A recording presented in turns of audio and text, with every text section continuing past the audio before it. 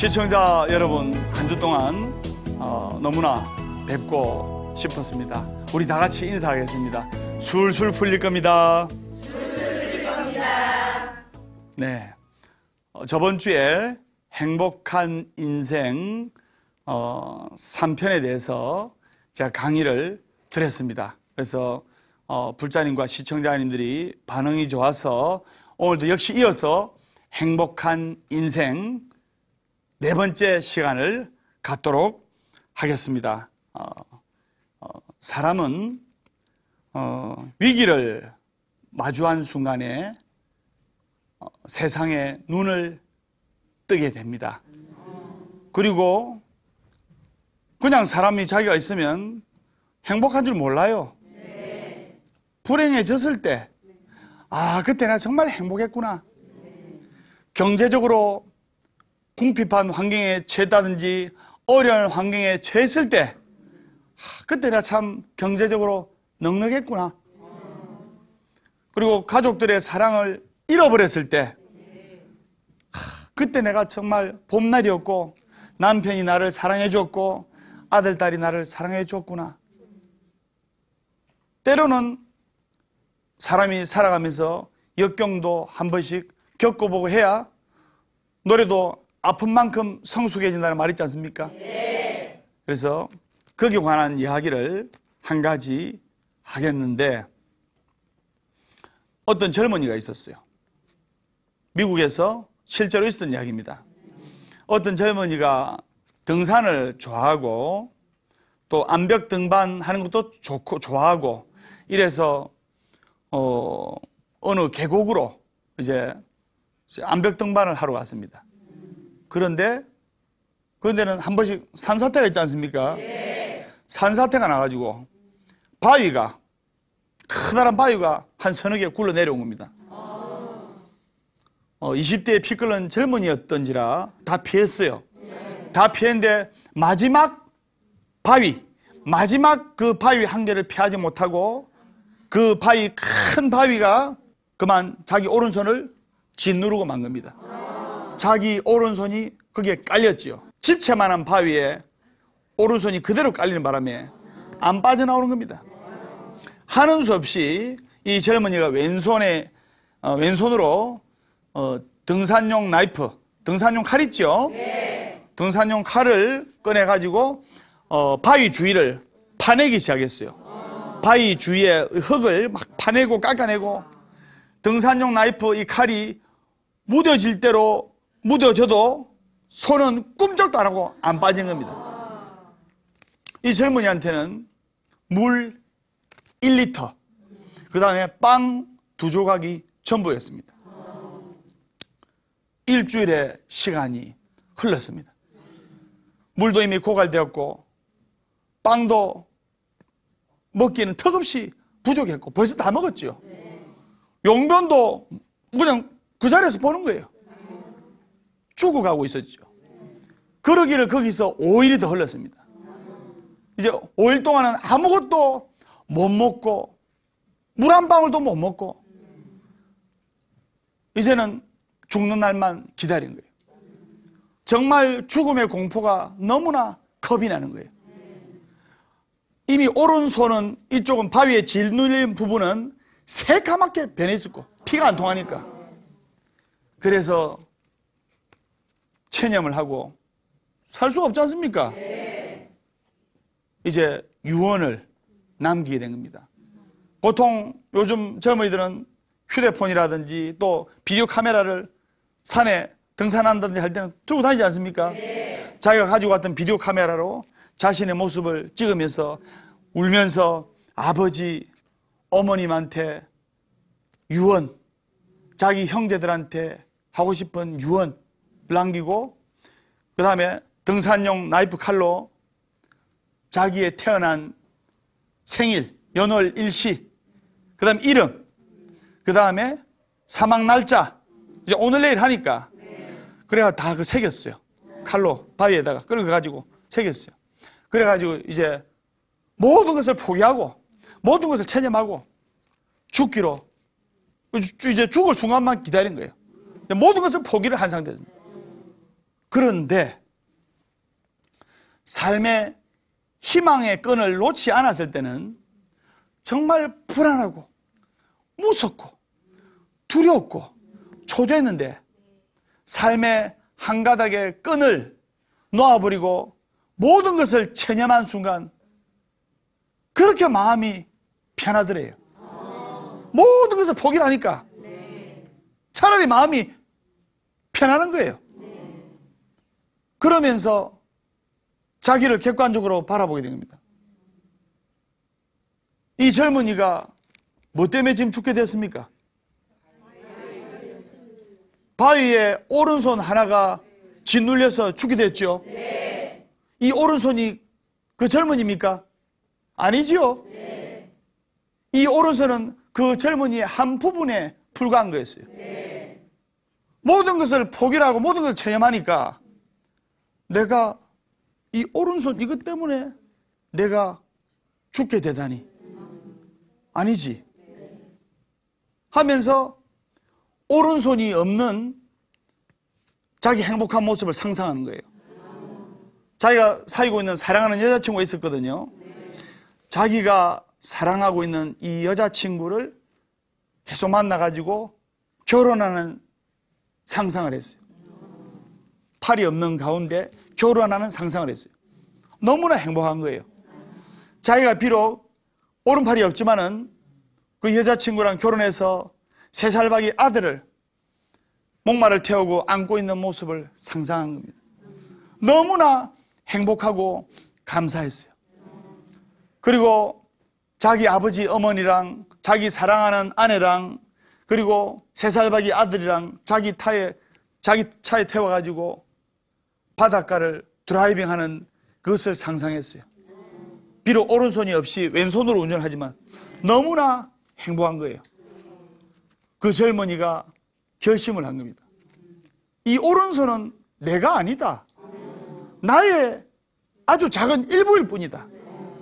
내가 이 오른손 때문에 모든 것을 포기하다니 그럴 수 없지 하면서 무뎌진 등산용 칼로 자기 오른손을 1시간에 걸쳐서 절단을 한 거예요. 근데 별로 아프지도 않는 거예요. 왜? 이미 썩어가지고 피멍이 들어서 피도 안 통하고 마비가 된 상태거든요. 일종의 마취가 된 거죠.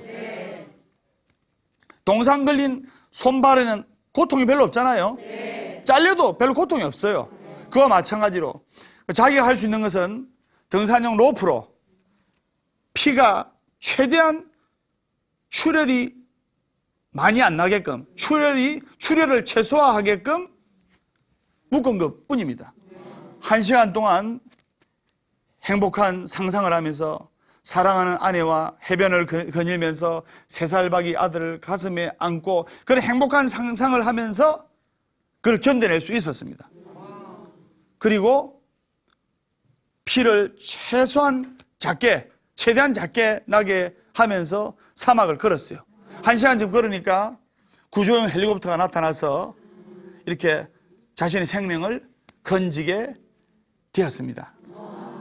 이게 무슨 말이냐? 많은 사람들이 나 자신을 육신 속에 있는 나로 착각을 합니다. 근데 그게 아닙니다.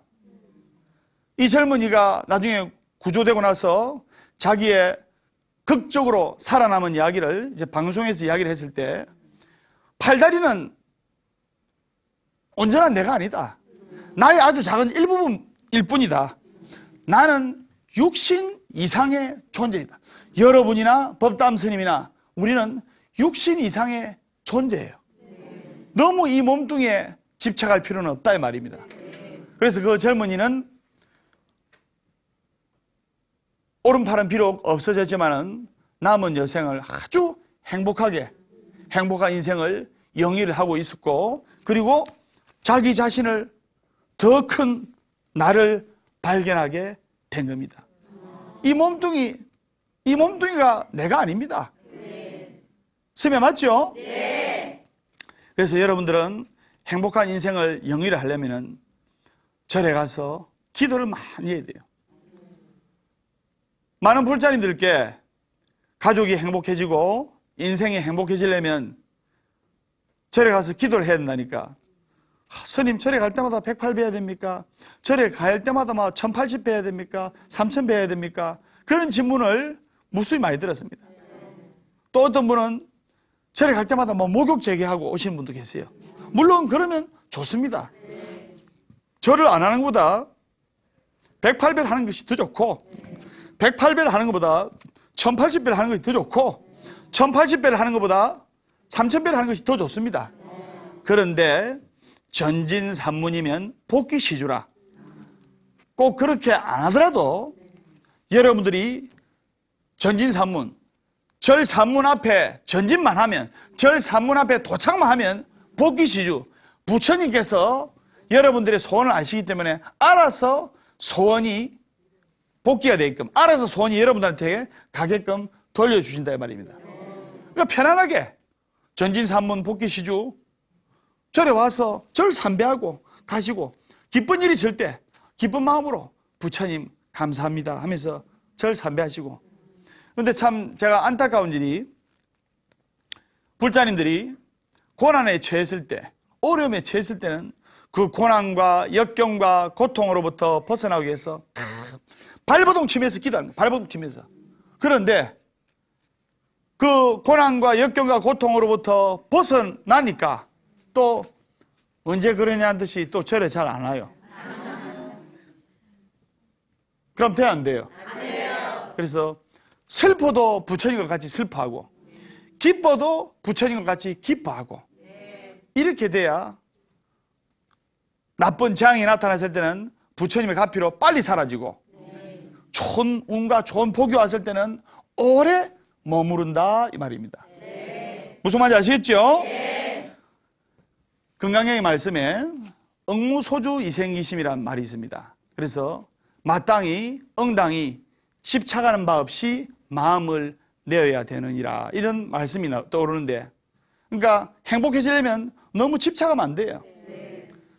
아들, 딸을 위해서 기도를 하되 아들, 딸한테 집착하면 안 됩니다. 제가 예를 들어 보겠습니다. 보통 여기 계신 분들, 또 시청자 여러분들, 자식이 보통 평균 한 2명입니다. 1명도 계시고 3명, 4명도 계시고, 어떤 분은 8명도 봤는데, 뭐냐면은 보통 2명이면 장남한테 아들이 둘입니다. 그러면 장남한테 거는 기대가 엄마들 대단해요. 대단합니다. 꼬맹이들 보면, 어린 애들 보면. 그런데 그런 장남일수록 아이들이 편식을 잘하고 약해요. 신경 안 썼던 막둥이는 잘 먹고 아무 데서나 잘 자고, 보약이며 조탁하는 거 다 헤매긴 큰애는, 장남이나 장녀는 약하고, 입도 자르고 편식도 잘하고. 응무소주 이생기심이라 자식을 위해서 기도는 하되 집착을 하면 안 됩니다. 무슨 말인지 아시겠습니까? 여러분들 지금 기도하는 마음으로 법담 스님 강의 듣고 있지 않습니까? 집착하지 말고 여야한 마음으로 기도를 해야 된다 이 말입니다. 그래서 이것이 반야신경에 보면 색즉 시공, 공즉 시색이란 말이 있는데, 그래서 색이 곧 공이 되고 공이 곧 색이 된다 이 말입니다. 이왕이면 행복해지려면은, 이왕이면 자신의 생각을 아주 긍정적인 쪽에 쏟아야 됩니다. 다시 말해서 심리학 용어로 이걸 앵커링이라는데 뭐냐면은 닻을 내려가지고 배를 일정한 위치에 연결하는 것을 앵커링이라 하는데, 여러분들 지금 기분이 나쁘지도 않고 좋지도 않고 그냥 평범하지 않습니까? 네. 물론 법담 스님 법문 들으니까 좋지 않습니까? 예. 잘생긴 스님 가까이서 보니까. 예. 그런데 지금 여기 앉아 있으면서도, 시청자 여러분도 TV를 보시면서도 과거의 상념에 젖어가지고, 과거에 예를 들어 남편한테 두들겨 맞았다든지, 또는 개돈을 한 1,000만 원 떼있다든지, 또는 사기를 당했다든지, 또는 실현을 당했다든지, 그런 상념 속에 빠져 있으면 앵커링, 즉 여러분들의 지금 마음도 우울하고 초조하고 불안한 상념에 빠져들어간단 말입니다. 그러면 여러분들 몸에서는 지금 이렇게 가만히 있어도 스트레스 호르몬 아드레날린이 분비가 돼요. 그러면 바꿔서 이왕 생각할 바에, 이왕 인생이라는 것은 극히 주관적이기 때문에 과거에 행복했던 상념에 빠져들면 첫사랑을 만났다든가, 복권이 100만원짜리 걸렸다든가, 남편 비상금을 샅샅이 뒤져가지고 남편 비상금을 한 50만원 찾아냈다든가, 기분 좋은 상념에 빠져 있으면 여러분도 가만히 있어도 우리의 뇌는 너무나 단순합니다. 베타엔돌핀, 암을 억제하는 물질, 암을 취하는 물질 베타엔돌핀이 우리의 뇌에서 몸으로 분비가 됩니다. 이왕이면 좋은 쪽으로, 이왕이면 즐거운 쪽으로, 이왕이면 행복한 쪽으로 앵커링을 해야 된단 말입니다. 그래서 법담 스님이 귀에 모시배 기도를 하는 말 있잖아요. 월요일은 원래 없고 화요일은 화가 나도 없고, 월요일은 원래 없고 화요일은 화가 나도 없고, 수요일은 수시로 없고, 목요일은 목이 터져라 없고, 금요일은 금방 없고 또 없고, 토요일은 토실토실하게 없고, 일요일은 일 없어서 없고, 행복하기 때문에 웃는 것이 아니라 웃기 때문에 행복한 것이다.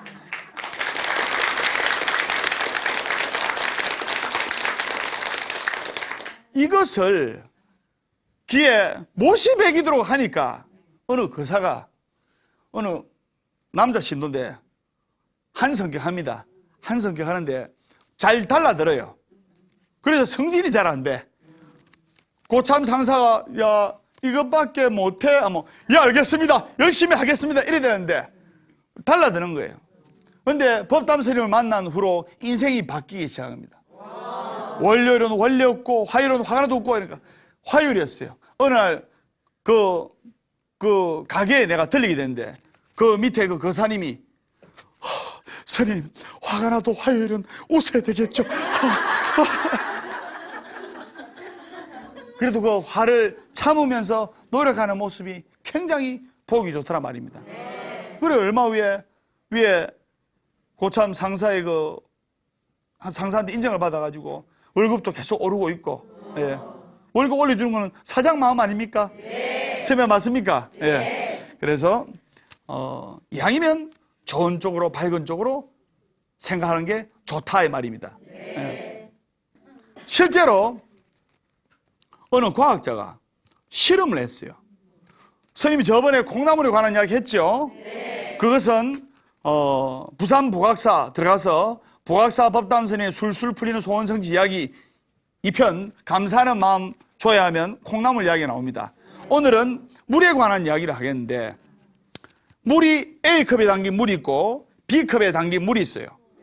그런데 A컵에 담긴 물 앞에서는 감사합니다, 사랑합니다, 행복합니다, 축복합니다, 고맙습니다, 감사와 행복과 축복의 말을 했고, 똑같은 물인데 B컵에 담긴 물한테는 원망하는 마음, 그 다음에 욕설, 원한, 원결, 저주를 퍼붓어요.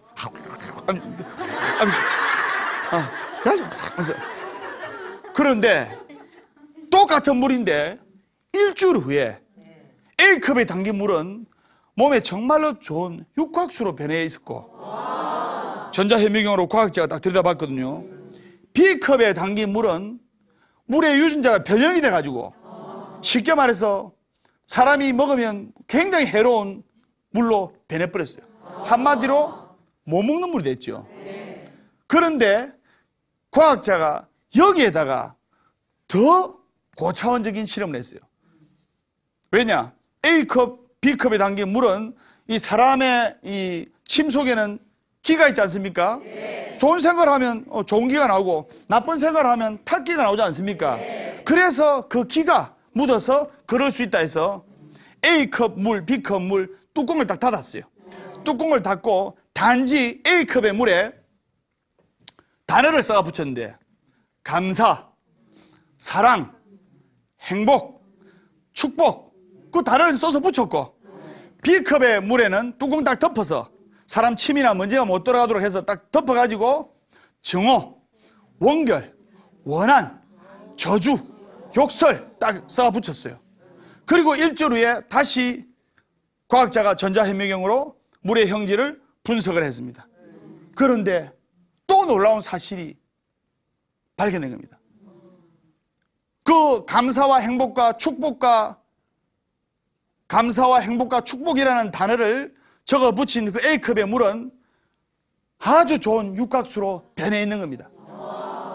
그리고 B컵에 딱 뚜껑을 밀봉한 이 B컵에 원한, 저주, 미움, 증오, 욕설 이런 부정적인 단어를 써서 붙인 이 B컵의 물은 예전과 똑같이 유전자 형질이 변해서 사람이 먹으면 굉장히 해로운 물이 된 거예요. 먹어서는 안 될 물이 된 겁니다.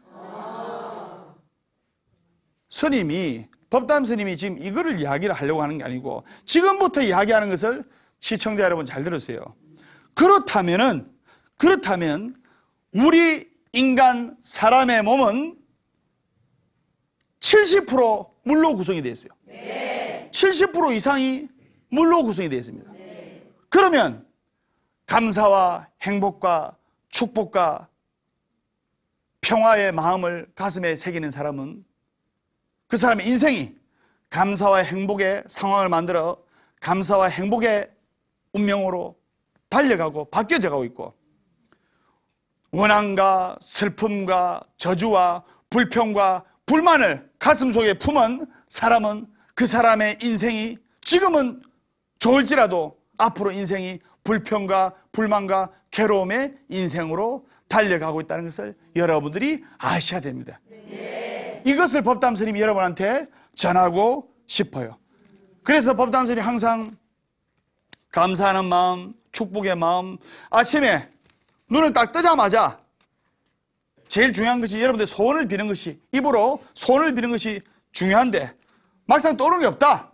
그러면 눈 뜨자마자 거울 보면서 웃으면서 감사합니다, 사랑합니다, 행복합니다, 고맙습니다, 남편 보고도 감사합니다, 사랑합니다, 보고 내가 보는 가족들한테 감사합니다, 사랑합니다, 축복합니다, 이런 마음을 전하는 것이 정말로 중요하다 하겠습니다.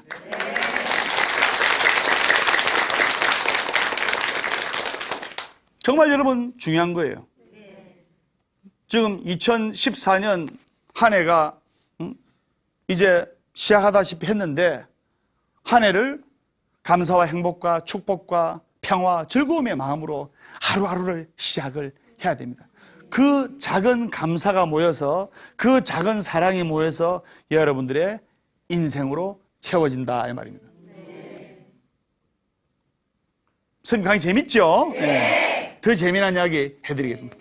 놀랄만한 이야기를 지금부터 해드리겠습니다. 보살님은 눈이 갈수록 바짝바짝하니까 앞으로 이제 잘 되겠네. 예. 지나온 건 안 돼도 앞으로 잘 됩니다. 예.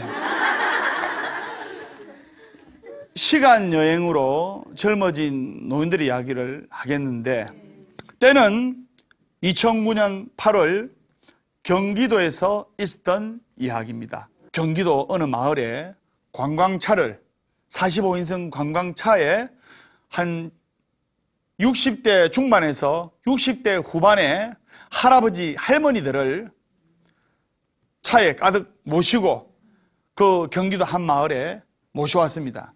그리고 그 할아버지 할머님들이 한 달간 그 머무를 그 경기도 마을에는 모든 소품들이 20년 전에 소품들로 채워진 거예요. 때가 2009년 8월이니까, 그러니까 20년 전이니까 1989년 8월에 1989년 8월 이전에 그것들로 그 모든 짐들이 다 채워진 거예요. 예를 들면 TV도 마찬가지. 그럼 20년 전에 TV는 리모컨도 제대로 없었겠죠? TV를 틀려면 가서 틀어야 되고, 라디오도 마찬가지, 침대도 마찬가지, 냉장고도 마찬가지, 또 책이나 뉴스나 신문이나 모든 게 1989년 8월경에 책들이었고 또 물건들이었습니다. 심지어는 TV를 틀면 1989년 8월에 뉴스가 나왔고, 그 당시에 또 정치인들과 국회의원들께서 나오시는 겁니다. 그리고 또 그 과학자가 할아버지 할머님들 목에 신분증이 있어야 제가 누군지 아니까 신분증을 걸 때 20년 전에 젊었을 때 사진으로 40대 초반에서 40대 후반의 사진으로, 자신의 20년 전의 사진으로 신분증에 붙여 놓으세요. 행입니다. 그리고 여러분들은 20년 전으로 돌아가서 말투나 행동이나 모션이나 동작이나 모든 것을 20년 전으로 되돌려서 시간 여행을 해서 그렇게 말하고 행동하세요. 그렇게 부탁을 했어요. 네, 한 달을 겪게 됐습니다. 한 달을 겪으니까 기적이 일어난 거예요. 60대 후반에 또는 60대 중반에 할아버지 할머니가 건강도 좋아지고 젊어지고, 그리고 허리가 휘어있는 할머니가 꼬부랑 허리도 펴지고, 관절통이 있고 관절염을 앓고 있는 할아버지가 관절통도 다 나았고, 그리고 얼굴에 주름살이 60대 후반이면 얼굴에 주름살이 있지 않습니까? 법담 스님도 60대 후반이면 얼굴에 주름살이 있을 겁니다. 근데 머리에 주름살은 없을 거예요. 대머리라서. 무슨 자격이 얼굴에 주름살도 많이 펴진 거예요. 그래서 이거는 과학자가, 연구가가 이것은 우연일 것이다 싶어서 할아버지 할머니의 혈액 검사, 콜레스테롤 수치라든지 이런 검사를 했어요. 그러니까 시력도 호전이 되었고 좋아졌고, 청력도 좋아졌고, 혈압도 좋아졌고, 콜레스테롤도 아주 많이 호전된 결과를 발견하게 된 겁니다. 다시 말해서 머릿속이 온통 젊은 시절의 이미지들로 꽉 차버리면 몸과 마음이 젊은 시절로 돌아가는 거예요. 그럼 여러분들 마음속에는 아까 법담스님 이야기한 것처럼 행복과 감사와 축복과 평화의 마음을 24시간 꽉 채워주면 여러분 인생이 감사의 인생으로 바뀐다, 이 말입니다. 아시겠죠? 이 정말 오늘 내가 여러분들한테 좋은 부처님 약을 드리는 겁니다. 그러니까 미국에서는 더 대단한 실험을 한 거예요. 미국의 하버드 대학의 랭거 교수가 실험을 했는데, 아까는 한국의 경기도에서 일반인들을 상대로 실험했지 않습니까? 미국의 하버드 대학의 랭거 교수는 80 먹은 미국의 톱스타들, 즉 왕년의 톱스타들, 이제 80 먹었으면 이제 현장에서 다 은퇴를 하고 이제 연로한 그냥 노인으로 남아있지 않습니까?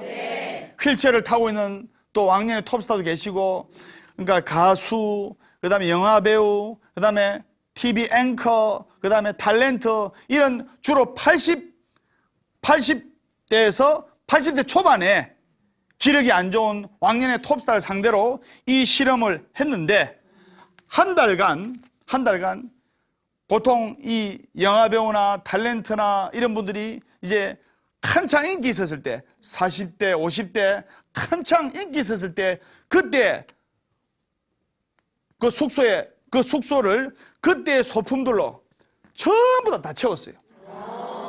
마치 왕년의 톱스타가 지금 현재 내가 톱스타의 삶을 유지하고 있는 건 착각이 될 정도로 소품을 그대로 다 꾸며놨어요. 그래가지고 한 달 후에 이제 다시 그 노인들을 무대 위로 불른 거예요. TV 무대를 불렀는데 기적이 일어난 거예요. 뇌졸중으로 휠체어를 타고 실험을 했던 팔순의 여배우는 휠체어를 버리고 건강한 모습으로 걸어오게 된 겁니다. 그리고 인기 남자 연예인은 79 정도 된 인기 남자 연예인은 탭댄스를 추면서 무대로 등장하게 되었고, 그리고 지팡이에 의지했던 옛 뉴스 앵커는 지팡이를 버리고 그 팔순 나이에 불구하고 건강한 모습으로 양복을 깨끗하게 입고 무대로 등장하는 거였습니다. 다시 말해서 그분들이 한 달 동안 생활하면서 24시간 젊은 시절의 이미지들로 젊은 시절에 제일 행복했던 시절이었지 않습니까? 네. 제일 행복했고 감사했던 시절의 이미지들로 24시간 꽉 채우다 보니까 자신의 몸과 마음도 그렇게 젊어지는 것이에요. 그러니까 여러분들, 이게 중요한 것이 아니고 어떤 사람은 50대인데 30대로 보이고, 맞죠? 네. 어떤 사람은 30대인데 50대로 보이는 사람이 있어요. 네. 보살 몇 살입니까? 49요? 예, 39으로 보입니다. 예. 얼굴만. 네. 저분 넘어간다. 예. 그래서 24시간 행복한 마음, 감사하는 마음, 축복의 마음을 가져야 된단 말입니다. 그리고 또 소원을 이루려면 어떻게 되냐? 소원을. 집을 사고 싶다. 아파트 3억짜리 아파트를 마련하고 싶다. 근데 남편의 월급이 조금 부족해. 사고 싶다. 소원이잖아요. 네. 24시간 32평짜리 아파트, 32평짜리 아파트. 빨래를 하면서도 32평짜리 아파트, 설거지를 하면서도 32평짜리 아파트. 노래를 불러야 돼. 그러면 24시간 자신의 바라는 소원의 이미지들로 가득 차 있으면 그 소원이 반드시 이루어지게 되어 있는 겁니다.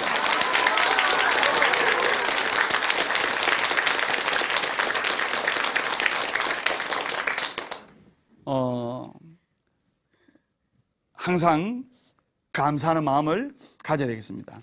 그 다음에 다 그런 건 아니지만은 제가 덤으로 말씀드린 겁니다. 손발이 차가운 사람 있죠? 네. 여러분들 보고 그런 거 아닙니다. 시청자 여러분들 보고도 그런 게 아닙니다. 근데 잘 들으세요. 손발이 차가운 사람은 다 그런 건 아니지만 통계학적으로 자신의 손발과 같은 부하나 아래 사람한테 냉랭하게 하기 때문에 그 기운에 의해서 손발이 차가운 겁니다. 여러분들 손발이 따뜻해지려면 옆에 사람들한테, 내 주위에 보이는 사람들한테 따뜻한 마음을 전해야 돼요. 그러면 법담 선생님처럼 건강이 좋아지게 됐어요. 나는 몸이 너무 열이 많아요. 그리고 우리 절에서 실제로 있었던 이야기인데,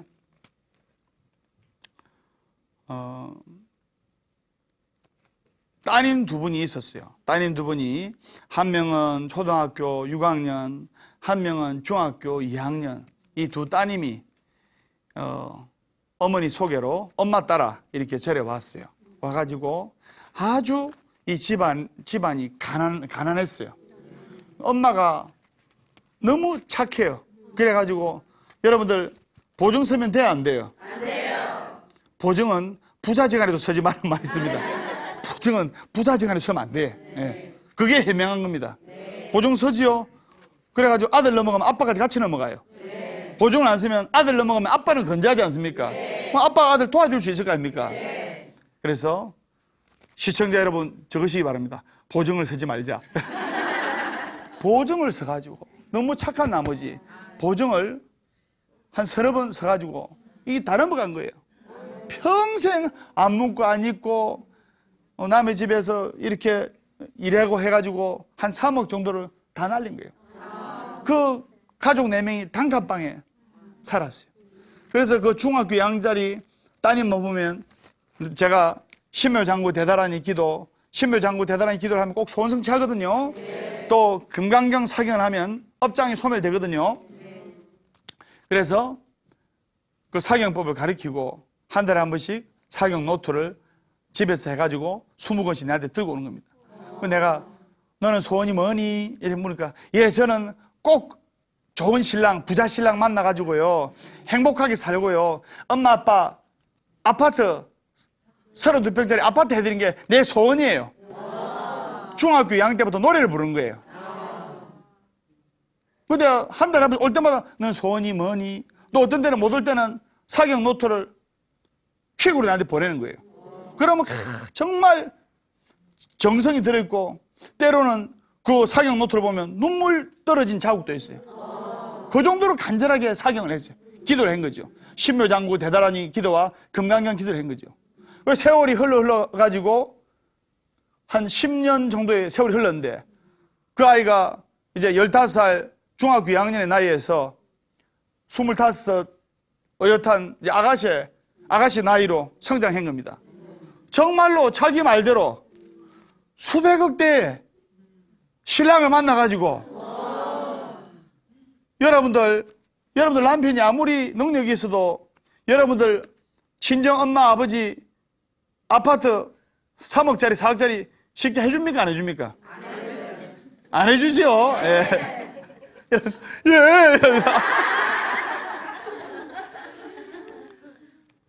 아무리 여러분 남편이 여유가 있어도 친정어머니 아버지 집은 해드리기 힘들지 않습니까? 그런데 얼마 전에 그 능력 있던 사위가 사업에 또 크게 성공해가지고 그 뒤에서는 법담스님 기도를 하고 있었을 거 아닙니까? 32평짜리 최고급 아파트 3억 5천만 원짜리 그거를 자기 친정 아버지 친정 어머니한테 선물로 드릴 정도로 성공한 겁니다.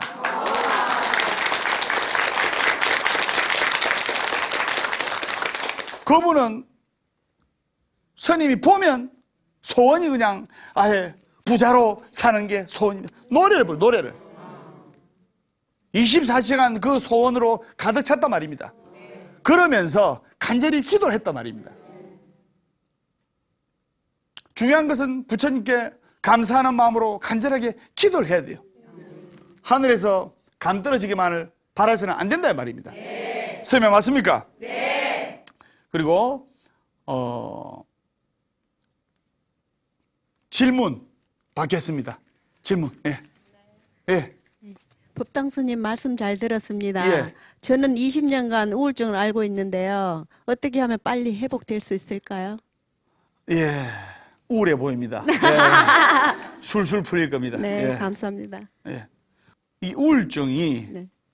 심각한 병이란 것을 먼저 인정을 해야 됩니다. 네. 그런데 우울증을 앓고 있는 분들이 대부분이 여러분들 암은 그래도 초기나 1기, 2때는 고칠 수가 있습니다. 네. 설명 맞습니까? 네. 우울증은요 그냥 멀쩡하다 자살해버립니다.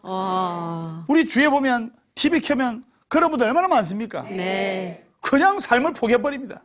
멀쩡한데. 우울증은 내가 우울하구나. 내가 우울한 체질이구나. 내가 예민한 체질이구나. 먼저 인정을 해야 됩니다. 네. 인정을 하는 순간 그 병은 고칠 수가 있습니다. 네. 보살님이 좀 우울하니까 음식 드시는 것도 작게 드시고 하니까 체격도 왜소하지 않습니까? 예. 예를 들면 폐가 안 좋은 사람들이 있습니다. 폐가 안 좋은 남자들이. 그런 분들은 담배 피면 돼요, 안 돼요? 안 돼요. 담배 피죠? 네. 폐암으로 빨리 죽습니다. 내가 폐가 약하구나. 그러면 담배를 피면 안 됩니다. 네. 그러면 건강히 살 수 있어요. 그 다음에 간이 안 좋다. 그런 사람 술 먹으면 돼요, 안 돼요? 안 돼요. 그런 사람 술 끊어야 돼요. 네. 그래야 건강하게 살 수가 있습니다. 네. 그리고 아주 극도로 예민한 체질이 있다. 그럼 카페인이 든 음식 먹으면 돼야 안 돼요? 가급적이면 안 먹어야 됩니다. 그렇듯이 보살님이 그 우울한 마음과 내가 우울증이구나 그것을 인정하면서 몸과 마음으로 진심으로 인정을 하면서 그리고 약도 드셔야 되고 그 다음에 부처님 전에 기도도 하셔야 되고 또 이런 자리에 와서 호탕하게 웃으면서 도반들과 같이 즐거운 마음으로 사시다 보면 즐거운 마음으로 하루하루 생활하시다 보면 반드시 우울증이 나리라 확신이 됩니다. 네. 네, 감사합니다. 끝으로 법담 스님이 시를